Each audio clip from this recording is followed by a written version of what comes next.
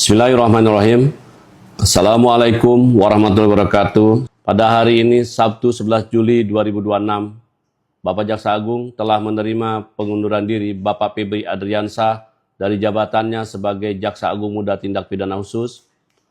Keputusan tersebut merupakan bentuk komitmen untuk menjaga integritas, objektivitas, dan netralitas proses penegakan hukum seiring adanya proses hukum yang sedang dilakukan oleh penyidik Kepolisian Negara Republik Indonesia.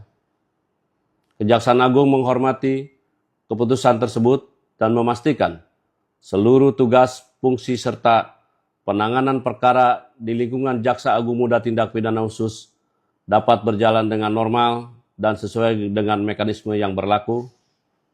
Kejaksaan Agung mengajak semua pihak untuk menghormati proses hukum yang sedang berjalan dan tetap menjunjung tinggi asas praduga tak bersalah. Sekian dan terima kasih. Wabillahi taufiq wal hidayah. Wassalamualaikum warahmatullahi wabarakatuh.